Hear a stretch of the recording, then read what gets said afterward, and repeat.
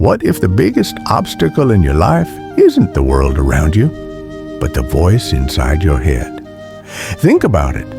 All those times you felt stuck, all the goals you abandoned, all the dreams you talked yourself out of. They didn't disappear because they were too big or too risky or too far away. They faded because you convinced yourself you weren't ready. You told yourself a story and you believed it. You said you needed more money, more experience, more time, more support. But maybe that's not really the issue. Maybe you don't need more of anything except a new perspective. Because behind every failure that crushed you, there was a thought that said, "This always happens to me." Behind every opportunity you ignored, there was a whisper that said, "I'm not good enough for that." Behind every dream you've locked away, there's a sentence you keep repeating that begins with, "I can't."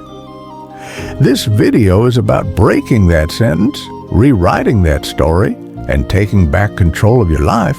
It might not feel like a story. That's the scary part. It feels like truth, like fact, like something carved into your bones. But it's not. It's just a pattern, a loop, a belief system you never agreed to, but kept following anyway. And here's what most people never realize. Stories aren't fixed. They're not set in stone. They can be changed. And when you change the story you're telling yourself, you don't just change your thoughts.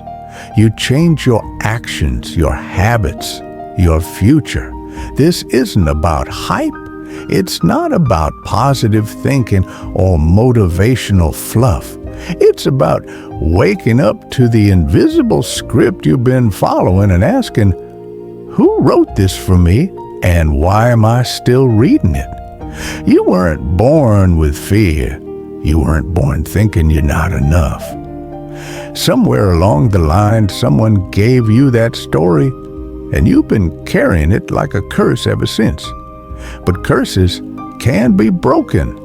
In the next few minutes, you're going to learn how to recognize the lies your mind has been repeating.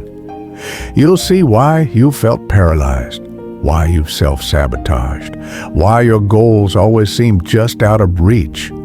And more importantly, you'll learn how to shift that story into something true, something powerful, something that finally opens the door to the life you were meant to live.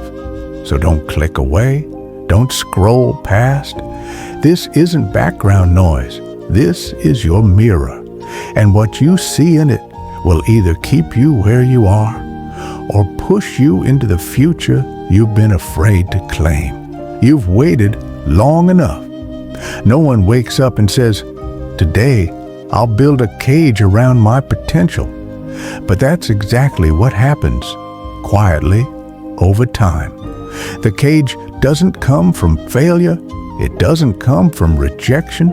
It comes from the meaning you attach to those moments. You failed once, so now you say, "I'm not the kind of person who wins." Someone criticized you, so now you think, "I'll never be enough." You grew up hearing that dreams are unrealistic, and you believed it. And once that story takes root, your life starts to organize itself around it. Not consciously, not all at once, but slowly, subtly, like fog settling over the landscape until you can't see anything but gray. This is the prison of belief. You make choices not based on what's possible, but based on what you assume you can't do. You avoid risks that might have changed your life because your story says failure is the only outcome. You don't speak up, don't try again, don't take the leap, because the voice in your head says, "People like me don't do things like that." The most dangerous part, you don't even realize it's a story. It feels like truth. It feels like reality, but it's not. You were handed a script when you were young by family, teachers, experiences, and instead of questioning it, you started memorizing your lines. You became the quiet one, the insecure one, the unreliable one, the one who's always almost there, but never quite enough. But none of that is fixed. You were never meant to stay inside that role. Some people will spend their whole lives acting out a story they didn't choose, and they'll call it fate, or bad luck, or just the way things are. But those are just different words for the same lie. You were not born to repeat someone else's fears. You were not created to live on a loop. The cage you're in isn't locked. It's held together by thoughts that have never been challenged. The Greek philosopher Epictetus said, "It's not what happens to you, but how you react to it that matters." He understood something most people miss. Pain is real, but meaning is optional. Your interpretation of your life determines its direction. And here's the good news. Once you become aware of the story, you can stop following it. You can stop feeding it. You can write a new one. Awareness is the first key. The moment you recognize that your beliefs are not facts, the walls around you start to crack. Not because the world changes, but because you do. Your story is not your sentence. It's your starting point. And now you get to decide where it leads. Most people walk around wearing a name tag they didn't choose. I'm shy. I'm not creative. I'm terrible with money. I've always been like this. They say it with certainty, as if these labels are engraved in stone. But they're not. They're just worn-out stories dressed up as facts. Identity feels solid because it's repeated. But repetition doesn't make something true. It just makes it familiar. And familiarity is not the same as truth. The truth is, who you are right now is just the current version of a story that's still being written. And the pen is still in your hand. The problem is, most people don't realize they're allowed to edit the script. They think they have to keep playing the same role just because it's the one they've memorized. But you're not a fixed character in a movie. You're not locked into your past. You're not stuck being the way you've always been. You are a process, a project, a person in motion. Buddhist philosophy teaches that the self isn't a single unchanging thing. It's more like a flame, always flickering, always moving. And that's powerful because it means you're not bound by your past behavior. You're free to evolve. Yet people stay stuck because they confuse consistency with authenticity. They say, "That's just who I am," not realizing they're defending a version of themselves that doesn't even serve them anymore. A version built on survival, not intention, on habit, not truth. If you keep defending your limitations, how will you ever find your power? Your identity isn't something you discover. It's something you decide. You get to choose the kind of person you want to be. And then you get to practice being that person until it becomes real. That's not fake. That's transformation. Don't let your past be the loudest voice in the room. Let your vision be louder. Let your future speak with more authority than your fear. You don't owe loyalty to a version of yourself that no longer inspires you. Growth is not betrayal. It's a return to who you were meant to become. So if you've been telling yourself, "I'm not that kind of person," here's a simple question. Who told you that? Was it failure? Rejection? Someone else's voice that became your own? Whoever it was, why are they still narrating your story? You can fire them today.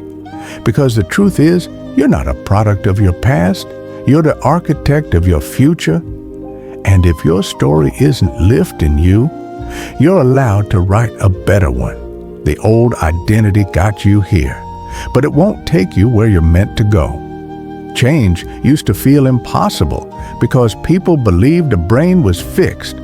You were either smart or you weren't, disciplined or not, confident or insecure, case closed. But that idea is dead. Neuroscience flipped the script. It turns out your brain is a living, flexible system. It rewires itself based on how you think, what you feel, and what you do consistently. This is neuroplasticity, and it's your secret weapon. Every time you think a thought, you strengthen a neural pathway. That means the more you repeat, "I'm not good at this," the stronger that belief becomes, literally, physically in your brain.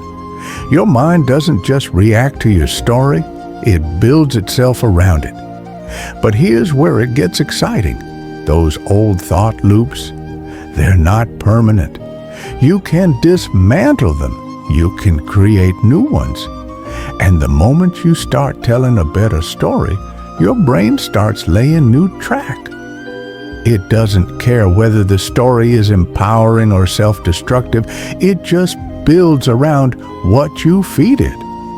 So if you're going to tell yourself something 60,000 times a day, why not make it something that actually helps you? This isn't wishful thinking, it's biology. You're not stuck because of your circumstances. You are stuck because your brain has been practicing being stuck. But practice works both ways. You can teach it a new rhythm. You can train it to expect wins instead of losses. You can literally reshape your internal world. And when your internal world shifts, the external follows. Say it with certainty. I am capable. I am adaptable. I am becoming. At first it'll feel strange, maybe even fake. That's okay. You've been rehearsing self-doubt for years. Of course, it feels unnatural to do the opposite, but the brain doesn't know the difference between fake and real. It knows repetition. That's the doorway. That's how change begins, not with perfection, but with intention, repeated over time. You don't need to believe it fully right away. You just need to say it more often than the lie. Over time, that new narrative gets louder, the doubt starts to crack, and something shifts. Not because the world suddenly changes, but because you finally did. Carl Jung once said, "I am not what happened to me. I am what I choose to become." That's not just philosophy. That's neurology. Your brain will believe what you consistently choose to repeat. And if you want to change your results, you have to change the instructions you're giving your mind. You've been programming your brain with fear and self-doubt. It's time to write new code. You are not broken. Your wiring has just been running old software. But the update is ready, and you're the one who installs it. We live as if we're made of stone, like we're set in place. But the philosophers who truly studied the human condition knew better. They knew we are not finished. We are not final. Nietzsche once wrote, "Man is something that shall be overcome." He wasn't talking about competition with others. He was talking about the daily challenge of overcoming yourself, your past, your habits, your doubts. He believed we are meant to evolve beyond who we are today again and again. You weren't put here to stay the same. You were built to become. But becoming requires letting go. And most people are too afraid to drop the identity they've clung to, even if it's holding them down, because it feels familiar. But comfort isn't proof of truth. Just because something feels familiar doesn't mean it's meant for you. Sartre said, "Man is nothing else but what he makes of himself." That's not just a motivational quote. That's a confrontation. It means you can't hide behind circumstances. You can't point at your childhood, your environment, your failures, and say, "This is why I can't." Not forever, because freedom is terrifying. It means if you can change, then it's on you. And that's the uncomfortable truth. You are more powerful than you've allowed yourself to be. Existential philosophers believe that we are all born into this world without a preset purpose, but it's our responsibility to give it meaning. You weren't handed a script, you're writing it now. Sentence by sentence, decision by decision. So why are you living like a background character in your own life? You don't need permission to rewrite your story. You don't need a sign from the universe. You need to accept what the great minds of history already knew. You are free to become whoever you choose to be. But that freedom comes with responsibility. If you're waiting for the fear to go away, it won't. Courage is not the absence of fear. It's deciding that fear doesn't get to make the choices anymore. Your mind is capable of building a prison, but it's also capable of building a kingdom. Which one are you constructing? The walls around you were built by belief. That means they can be torn down by truth. Your truth, not someone else's idea of it. So ask yourself, not later, not next week, but now. Who would I be if I stopped pretending to be who I used to be? There's no destiny you must follow. There's no title you must live up to. There's only this moment and what you decide to make of it.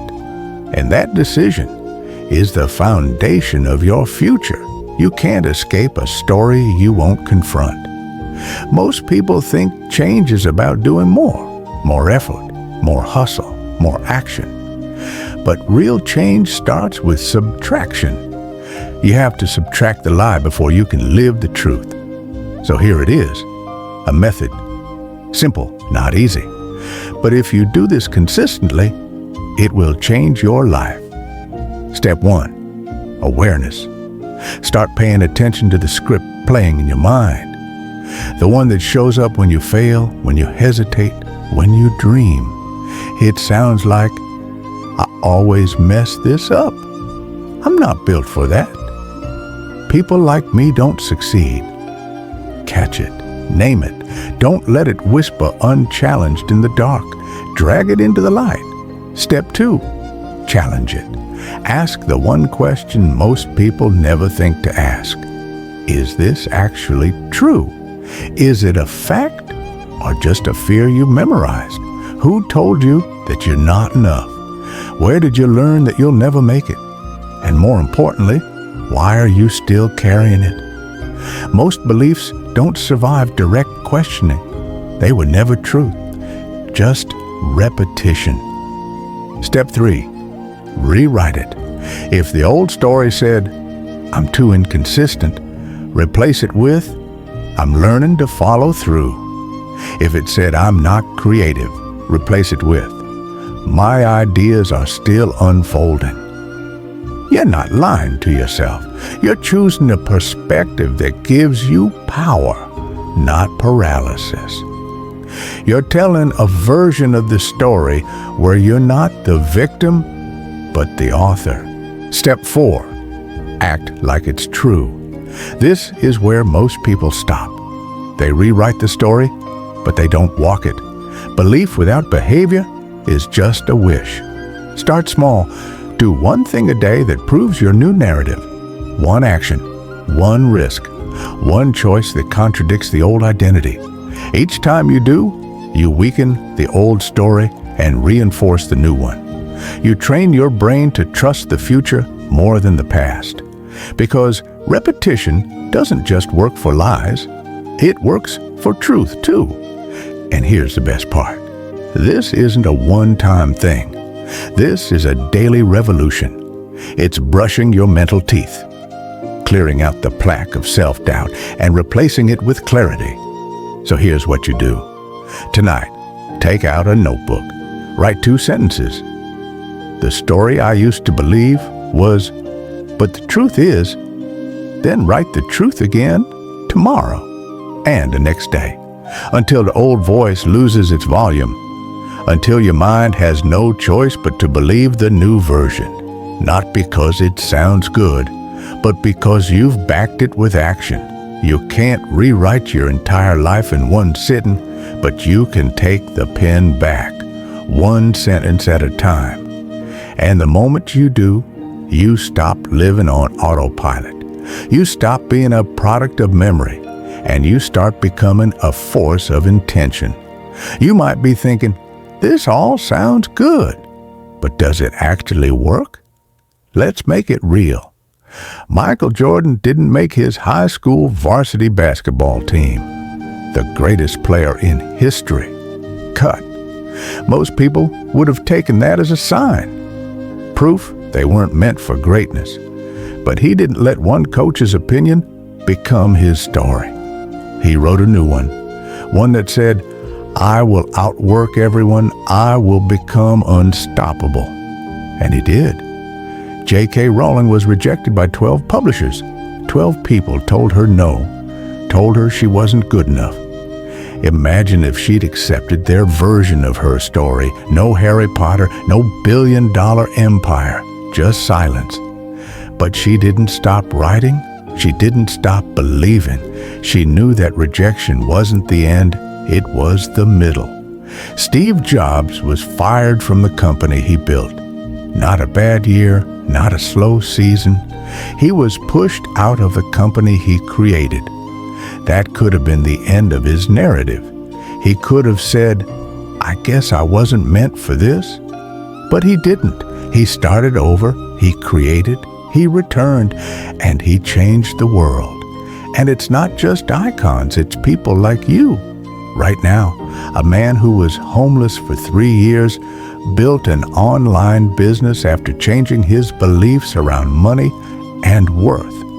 A woman who spent decades thinking she wasn't creative picked up a camera at 45 and became a full-time artist. A high school dropout rewrote his story of being dumb and became a best-selling author. These people didn't wait for permission. They stopped asking the world who they were and started telling it. The difference between those who rise and those who stay stuck isn't talent. It's narrative. It's whether they accept the first draft of their life or decide to edit it. We all have chapters we don't love, moments of failure, rejection, embarrassment. But those aren't the ending. Unless you stop writing, your life is not determined by what happens to you, but by what you make those moments mean. Everyone you admire, everyone you look at and think they've made it, rewrote a story, often one that was painful, ugly, and filled with doubt. So if you're standing there thinking, but I've been through too much, remember, so did they. They weren't chosen. They chose. That means you can too. Your story isn't finished, and your future doesn't have to look like your past, unless you insist on telling it the same way. So ask yourself, what do all these stories have in common? They began with a decision, not to be great, not to be famous, just to stop letting fear write the script. That's the only permission you need. The biggest lie you've ever been told is that you're not ready, that you need to wait until the stars align, until you have more money, more skills, more confidence, that somehow, someday, the perfect moment will show up, tap you on the shoulder and say, okay, now you're allowed to become who you've always dreamed of being. But that moment isn't coming, and the truth is, it was never supposed to, because you weren't designed to wait for life to hand you a green light. You were designed to build a road and run on it, even when no one else believes it's real. You keep saying, one day, but one day is not a day of the week. One day doesn't show up. One day is just another name for never, unless you decide otherwise. You don't need more proof. You don't need more preparation. You don't need to wait for someone else to believe in you. You need to believe in your ability to begin right here, right now, as you are. It doesn't matter if you're scared. It doesn't matter if your voice shakes, if your hands tremble, if your first attempt is messy and uncertain. That's not weakness. That's birth. That's transformation in real time. And every story worth telling begins in that exact space. You don't become the person you admire by waiting for permission. You become them by starting, by failing forward, by choosing to believe that growth is louder than fear. Viktor Frankl, a man who survived the Holocaust, once said, "Between stimulus and response, there is a space. In that space is our power to choose our response.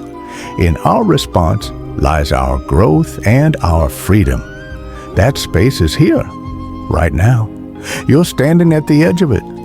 On one side is the story that's been controlling you, whispering all the reasons why you'll never make it. And on the other side is a new chapter that hasn't been written yet. All it needs is a yes. Not tomorrow. Not after you read 5 more books or taken 10 more courses. Now, because if not now, when? If not you, who?